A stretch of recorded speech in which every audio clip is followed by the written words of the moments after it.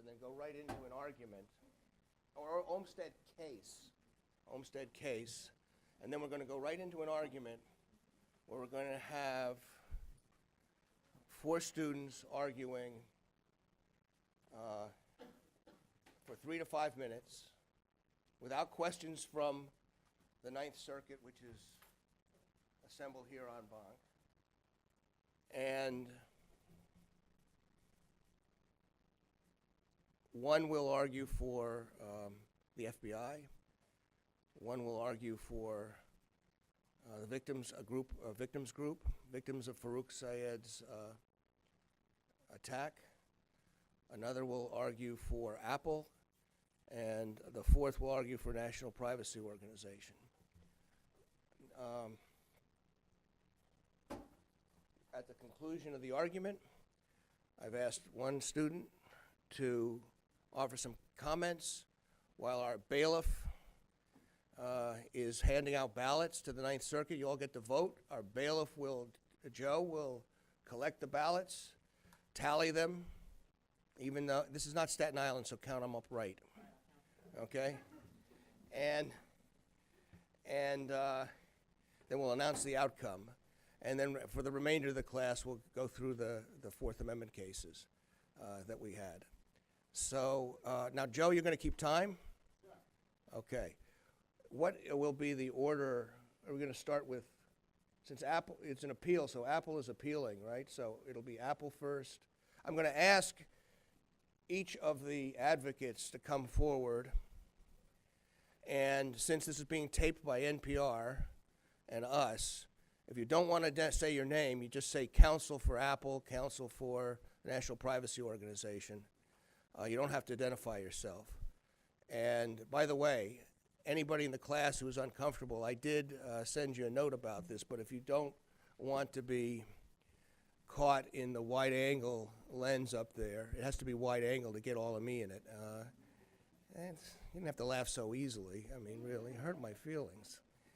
And, or you don't want to participate, you let me know. You can opt out rather than opting in, one of the great concepts in privacy that's debated now, whether we would have had to ask all of you to opt in before we went forward with this process. I'm asking you, if you don't want to participate, and this is your last chance to opt out. Okay, so before we get going here, and the council, I'll have you come up here. So we'll do Apple first, then the Privacy Foundation, then the FBI, and then the victims group. We'll do it in that order. So, but first, remind me, who is going to review, we've already done this once, but who is going to review the Olmsted case? Because the Olmsted, okay, Megan, boy, you're doing a lot.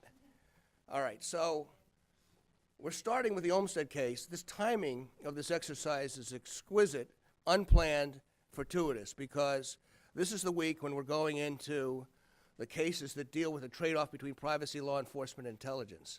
And then later cases, we're going to be talking about statutory limitations. Now we're going to be primarily focusing on case law. And we're going to start with Olmsted, and then we'll do the other big cases later on, White, Katz, and those other cases after we have the debate. But you'll see that there's a constant track. And in fact, the granddaddy of all privacy cases, federal privacy cases, Olmsted involves a wiretap of a telephone. So, Megan.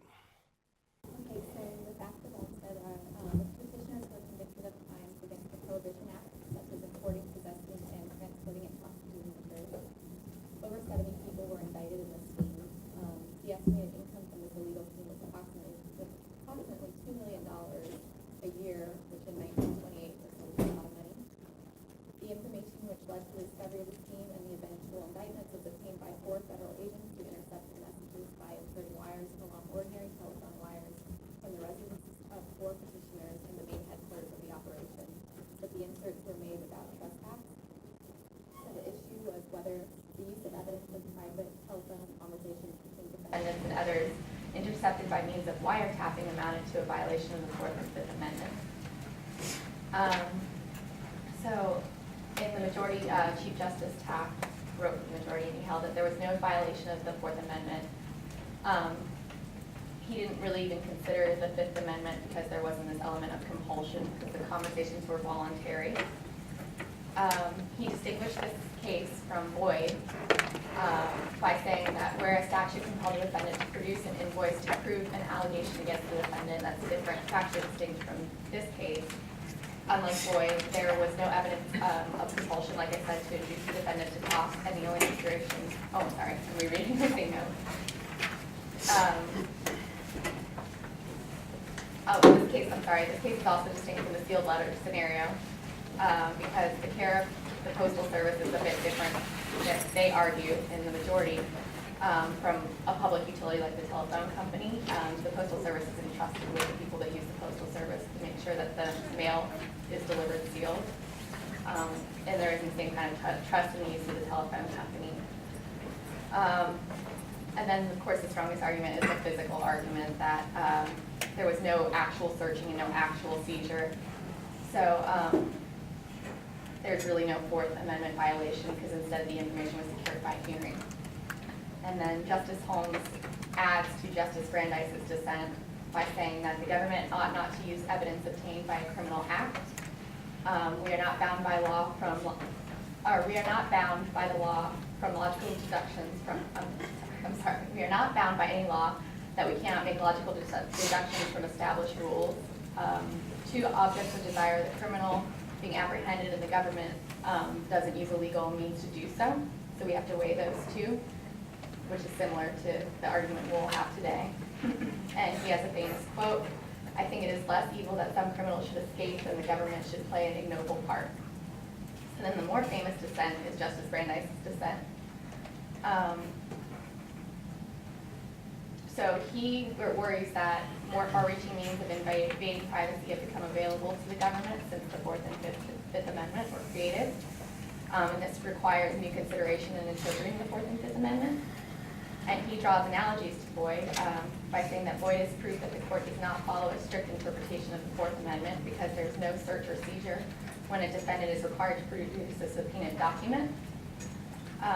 He also said that the Boyd court held that the evidence was inadmissible simply because the information leading to the issue of the subpoena had been unlawfully secured. Similarly, wiretaps at this time were illegal in that state. And then he makes note that the amendment is violated when the officer reads the paper and not when it's physically obtained or if it's ever physically obtained. So the physical argument doesn't follow from the Boyd conclusion.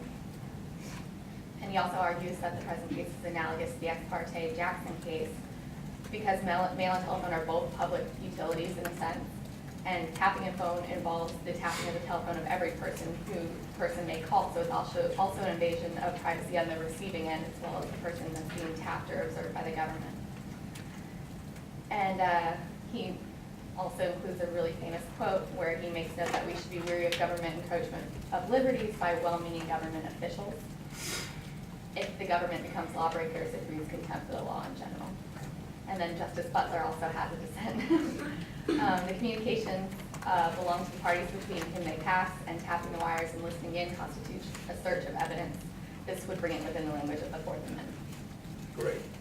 So the reason we've started with this case, which we talked about in the very first week of class, is it has its place in the arc of the recognition of privacy law in the United States, leading right up to this Apple versus FBI debate that's going on right now. So you know we had the 1890 Law Review article arguing for common law right of privacy by Brandeis and Warren and Brandeis. And then in the 1902 case in New York State, Abigail versus Roberson, the technologies they were talking about then that were bothering them were mass, cheap, inexpensive newspapers because of the improvement of printing, and photography. And so Abigail Roberson, the milkmaid in Rochester, sued because her photographic image had been taken without her consent and used on sacks of flour to sell the flour, to promote the flowers being wholesome, and she felt that her privacy was violated. Her lawyer, Brandeis, did not succeed. However, as is often the case, when the court felt that it could not, under existing law, remember Alton Parker, who ran for president and complained later on that his privacy was being intruded upon by the photographers during the presidential election. He felt there was no right to privacy, but said if the legislature wants to recognize one, it's free to do so. And within a year, the New York State legislature adopted Section 51 of the Civil Rights Act in New York State, and that recognizes the privacy in New York State. So then fast forward, Brandeis, not the one to give up, is on the Supreme Court. And now he's not talking about a common law right of privacy. He's talking about that the Constitution of the United States, even though it doesn't recognize the word privacy, doesn't use the word privacy, that there is privacy upheld in the Constitution of the United States. And so the Olmstead case, which, remember, it had that bootlegger, that incredible guy in the Northwest who was selling millions of dollars every year of during Prohibition, illegal booze. His whole operation was investigated by a wiretap. The wiretap was contrary to the state law. That's why it was illegal, but they used the evidence for a federal prosecution. And so the case goes up. Now, there's at least three takeaways, big ones. One is this incredible quote that relates directly to the case that we're dealing with. And, you say, privacy and liberty are important, but these are really bad people that we're investigating, right? And so when you think about that, and they are really bad people, and that's the trade-off that we have to make, and people feel differently about it. They are really bad people. But it's interesting that Brandeis had this quote, which says, I'm going to read this in full because it's such a great quote, "It is also immaterial that the intrusion was in aid of law enforcement. Experience should teach us to be the most on our guard to protect liberty when the government's purposes are beneficent. Men born to freedom are naturally alert to repel invasion of their liberty by evil-minded rulers. The greatest dangers to liberty lurk in insidious encroachment by men of zeal, well-meaning, but without understanding." The second takeaway is that technology evolves. And so Brandeis, in a remarkable passage where he anticipates the continuation of technological change, says, in the application of the Constitution, our contemplation cannot be only on what has been, but on what might be. The progress of science in furnishing the government with means of espionage is not unlikely to stop with wiretapping. All right, so he had no idea there were going to be mobile telephones, right? But he's saying that technology has constantly evolved, and so we have to be constantly vigilant and anticipate technological change. The third big takeaway is that this is another example of when the court does not uphold privacy rights, or the other way around, often the legislature jumps in, and that happened after the Roberson case. That happened right after the Olmstead case. The public did not like the Olmstead case, and Congress passed the first federal electronic surveillance law. And certainly it happened after the Katz case, and it's an ongoing situation. And it's very likely to happen no matter what the court rules in the Apple and FBI controversy that's going on right now. Okay, so with that background and introduction, you're doing triple duty here today. We'll start off. I'm going to ask now. How are you going to time? You ready to? 3 to give them a warning at 3 if you can. Can you do that? And then cut them off at 5. All right. So we'll hear Mr. Bailiff. You call the first counsel here.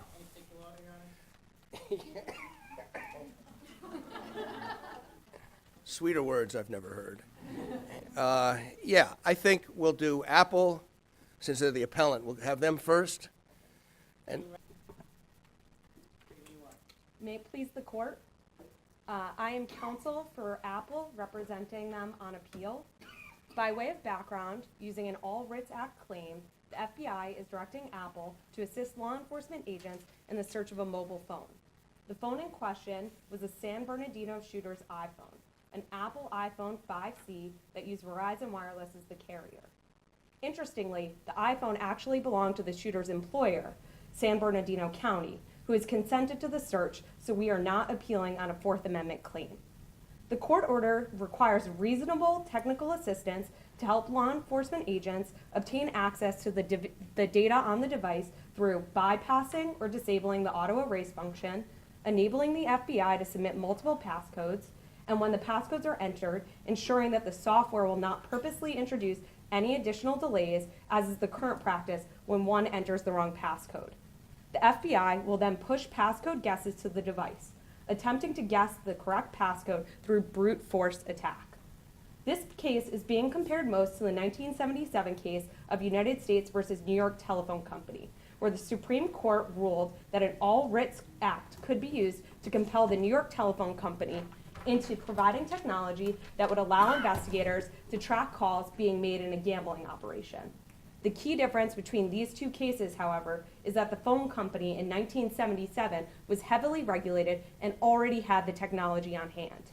It's important to note at this point that Apple does not have the technology to meet the FBI demands. Apple has previously complied with FBI requests on this matter by providing iCloud backups of the phone, which includes metadata showing no foreign calls made from the device. Also, the county reset the iCloud password while the phone was in their possession, potentially blocking access to more recent iCloud backups. More importantly, there are many apps, including one that the employer was actively paying for, that would have granted access to the data stored on the device. However, the employer did not install that software. So I ask, why must this now be a mistake that Apple should pay for? While I'm not saying that Apple doesn't have the ability to create this technology, Apple should not be compelled to create a new code. Going back to the court order, Apple is required to provide reasonable technical assistance. Creating new software from scratch places an unreasonable burden on a third party. Essentially, Apple would have to create a new forensic version of its software to meet the FBI demands. Essentially, the government is attempting to force Apple to completely change their business model to meet government demands, removing the security features the company has purposely developed. I didn't realize that we live in a socialist society where the government can influence, force, or alter the business decisions of one of the largest companies in the United States, let alone the world. It is also important to look at Edward Snowden's comments when reviewing Apple's rights on the current issue.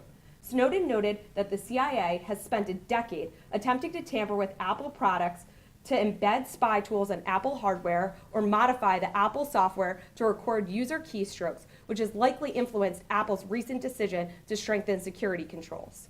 The government claims this is a PR stunt by Apple to get attention, which is not the case. In fact, Apple has asked the FBI to make the most recent request private by filing under seal, but the FBI decided to make it public. This sets a dangerous precedent. This is not about just one phone, but about every phone. The Manhattan District Attorney's Office released a report last November indicating that there were over 100 cases in the preceding year where prosecutors weren't able to access a phone for which they had a search warrant. If the public knows that Apple created a backdoor for the case in question, can the government compel Apple to use the technology in these cases? As Tim Cook said today, this request is essentially asking Apple to create a master key capable of opening hundreds of millions of locks. This not only impacts the United States, but data of consumers across the globe. The future of encryption technology and privacy rides on the outcome. Governments like China and Russia have demanded the same backdoor access to American technology that the FBI wants. If Apple builds this backdoor for the FBI, it is likely that China will ask for a similar tool, and Apple will not be able to control China's use of it. Ultimately, this comes down to a legislative concern that Congress needs to act on. This is not something for the judicial system to solve for. Dating back to 2010, top law enforcement officials, including the FBI, began pushing for legislation to force technology companies to allow law enforcement agencies access to personal data on mobile devices. Historically, Congress has not acted on these requests or concerns. Thank you, Councilman. Thank you.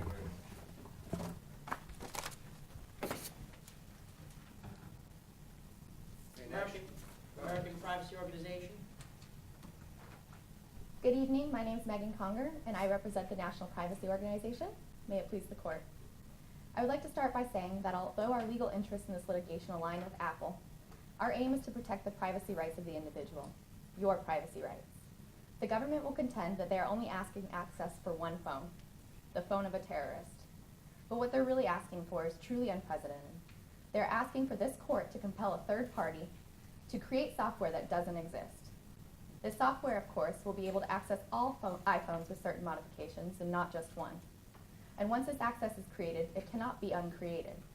Similarly, if this court compels Apple to comply with the magistrate's order, that precedent will negatively affect privacy rights from this point forward, long after this particular investigation is over. And it is not difficult to imagine the slippery slope effect in this case. We must ask, why wouldn't any criminal's phone become accessible under government investigation? And what about those who happen to be in communication with the alleged criminals? What about their privacy rights? The reason this backdoor to the Apple operating system doesn't exist is because Apple wanted to provide its customers with privacy protections for their personal data so that not even Apple could access that data. The government contends that Apple's interests don't lie with the individual privacy rights, but rather they're promoting a marketing scheme. But what is a marketing scheme? It's a response to the needs and desires of people who make up the market. We live in a world where criminals and government have subtler and more far-reaching means of invading our privacy. We constantly hear about spy programs and data breaches in the news. Apple created and produced a product to meet the needs of the consumer because the consumer wanted more privacy. So what happens when the government can compel an innocent third party to produce something that they don't have, and they don't have it because it doesn't exist? That is the question that's before the court today. The government turns to the All Writs Act to compel Apple and the New York Telephone Company case to contend that All Writs Act is applicable to the present case. The All Writs Act states that courts can issue all writs necessary or appropriate in aid of their respective jurisdictions and agreeable to the usage and principles of the law. But the All Writs does not allow the judiciary to create law that doesn't exist. The All Writs must be agreeable to the usage and principles of the law as they currently exist. If the All Writs can be used to confer investigative power to the Department of Justice that the law has not already conferred, this application of the All Writs Act would have the effect of completely undermining the legislative branch. The government relies heavily on the Supreme Court case from 1977 by the name of United States versus New York Telephone Company, to show that the government can compel Apple to create software that doesn't exist to aid in the execution of a search warrant via the All Writs Act. But the New York Telephone case and the present case are quite factually distinct. In New York Telephone, the court's All Writ provided the authority for government to compel a public telephone company to assist them in the execution of a search warrant by installing pen registers to record the numbers being dialed on two telephones that the government suspected were being used in illegal gambling enterprises. Now, it is important to note that pen registers were often used by the public phone company for billing purposes and to regulate fraud. It is also important to recognize that the New York Telephone Company was a public utility service. In the present case, the third party in question is not a public utility, but a private company. This is important because of what is being asked specifically the creation of software. The pen register was something that was already in existence and often used by the telephone company for its own monitoring purposes. Here, the software that the government requests Apple, a private company, to create has not been created because Apple wanted to provide consumers with privacy guarantees that even they could not access the user's own data on their phones. And the government provides other cases in which All Writs was used to compel a third party to assist in the execution of a search warrant. For example, a manufacturer assisted in accessing cell phone files. There was also a credit card company that was compelled to produce credit card records, and a landlord who was compelled to produce access to security camera footage. All of these cases, the third party did not have to create anything to give the government access to these records. And in all of these cases, the third party already had access or could access the data in question, either because they already accessed it as part of the course of their regular business operations or because the tools to access the data already existed. In the absence of factually analogous case law or legislation in support of this order, the judiciary branch must take it upon itself to write. The judiciary branch must not take it upon itself to write the law. In 1994, Congress enacted the Communications Assistance for Law Enforcement Act, CALEO, which specifically requires telecommunications carriers to ensure equipment, facilities, and services are capable of intercepting individual communications in real time.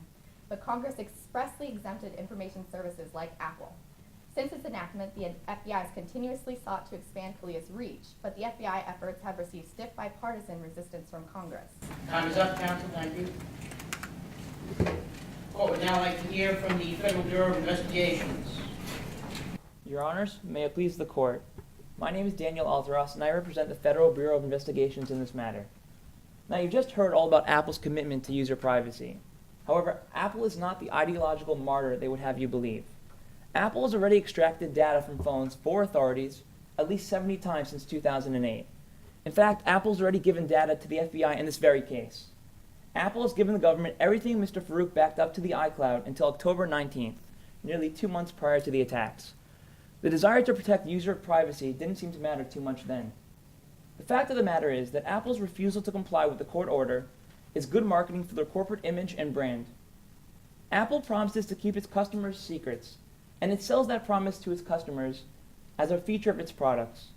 While Apple's motivations may seem altruistic, what Apple is really doing is protecting their brand. Besides, even if Apple were sincere in their stance in the great debate between privacy and national security concerns, this is not the place to make that argument. This case does not involve alleged or speculative national security interests.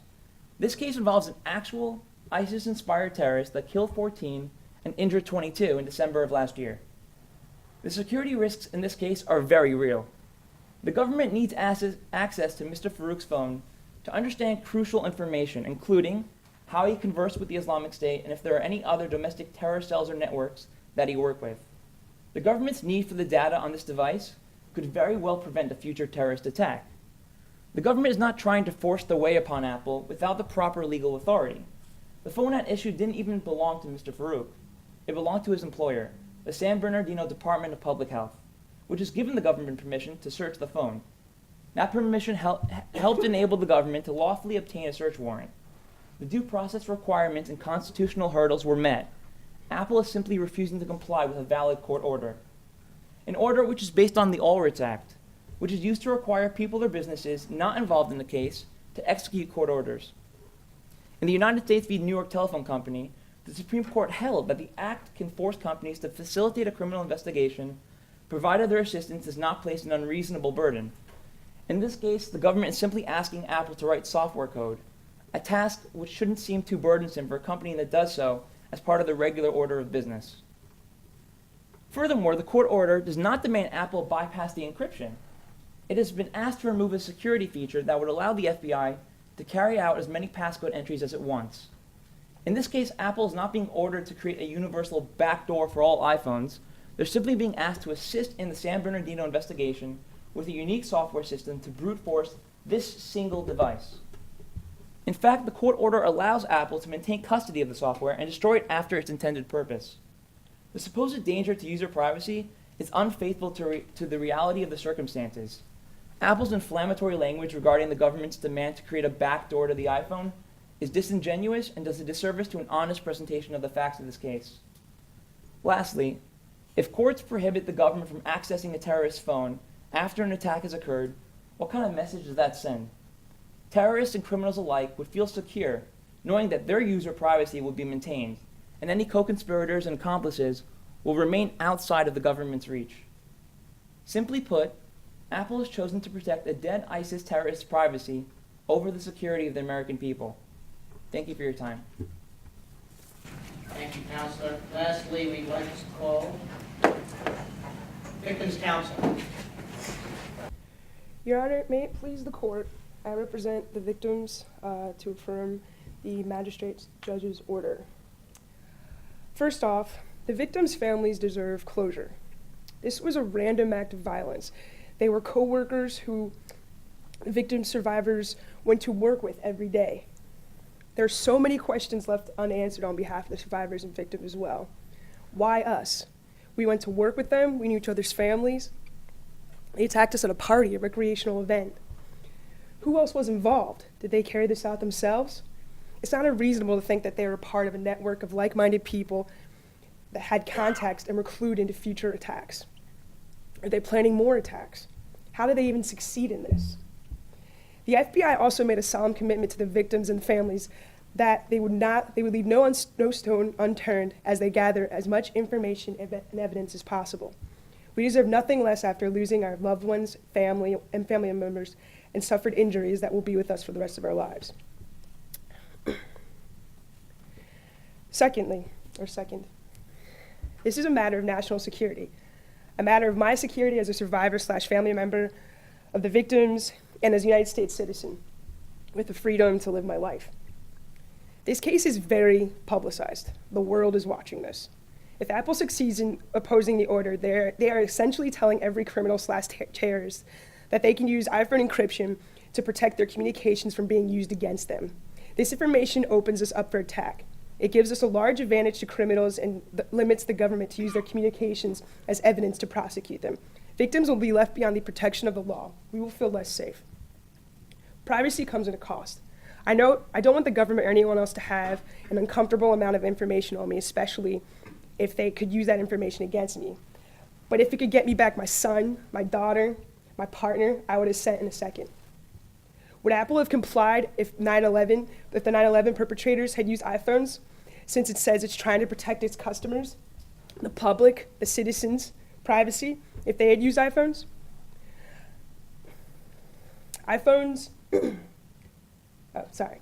Terrorists are only getting more sophisticated and better with through technology. Look what happened in France. And after all, I know it was maybe 14 people who got killed, and that might be not that much to Apple, but does it have to take thousands? Does it have to take a dirty bomb for them to recognize their need to comply with the FBI? We're all equal under the law, and Apple is not above us. Lastly, Apple is a United States corporate person. They have a duty to make sure their products don't do harm to the customers that support them. We're people, we represent the victims now, and the future of victims and of other terrorist attacks who succeed using your phones. Corporations don't have a right to privacy, as privacy is merely a number of exceptions. This technology is not possible to Apple.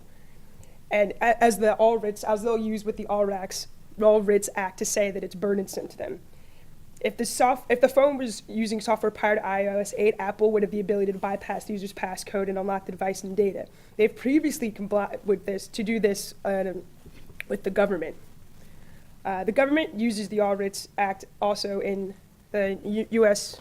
versus New York Telephone Company case, which everyone else has mentioned. And they've used the All Writs Act on orders that were not public utilities. The DA's office has said that there were 111 cases the preceding year in which prosecutors were able to use an iPhone for which they obtained a search warrant. And all those victims get no closure either. Those are sex trafficking cases, child abuse cases. People will feel that their government can't protect them. Apple can create this software, and we're not asking them to do it for everyone. They have the power to create the phone. They have the power to unlock the phone. They created the phone. And they have the best software and the engineers in the world to get it to do exactly what they want it to do. And they shouldn't act like this is all out of their reach. Well, thank you for your time. Okay. Mr. Fisher, you have some commentary? Come on up. And I'll ask Vela to keep time for you, but also distribute the ballots. Class?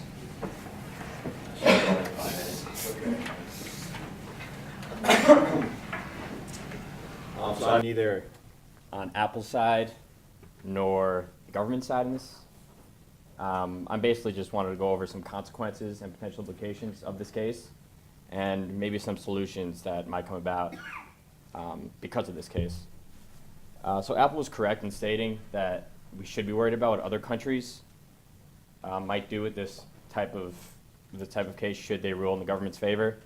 What happens if China decides that they have a noble cause that needs a backdoor implementation where they need a citizen's password to go around their encryption to see what's needed there and invade their own citizens' privacies.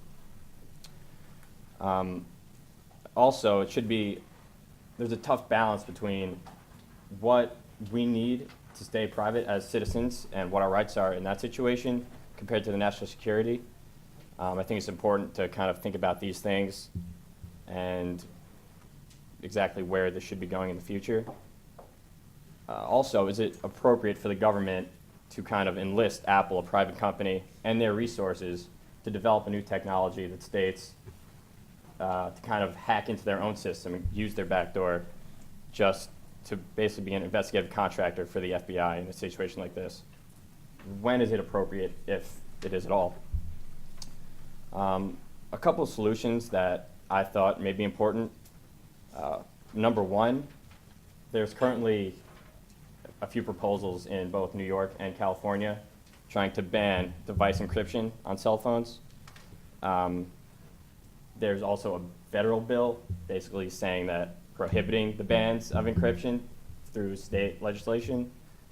So I'm not really sure where this technology is going to go or these developments are going to go, but I think just like Kristen Field's earlier essay that we read in our first class, 50 states with 50 rules in this kind of situation really won't work out very well.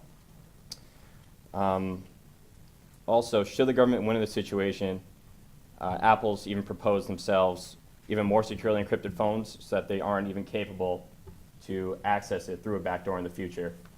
So should the federal government in this situation be making legislation that says, well, you have to at least have a backdoor on your devices that we can eventually get in? You can't create a phone where you basically just keep your hands off and say, yeah, we have nothing to do with this. The technology is what it is. We're sorry, and this is what the consumers want. I think, in my opinion, that the federal government should be getting involved and should regulate this as soon as possible. I propose basically a factor test that says when device encryption where the government should be allowed to go around device encryption. Something along the lines of, was there a terrorist act, and then defining what a terrorist or act would be. The impossibility of accessing the device without Apple's intervention or any company's intervention, and the burden or hardship on the company as against the government or public necessity in accessing this device. So, I mean, there are many ways you can go about this factor test, and I think it's imperative that the government does so as soon as possible. There's also another way that you can do this without legislation, and that's the law enforcement and companies coming together and negotiating between themselves to come up with a solution to kind of sit at a table and figure it out without government intervention once again. So thank you. I mean, just things to think about. So complete your ballots, fold them over once.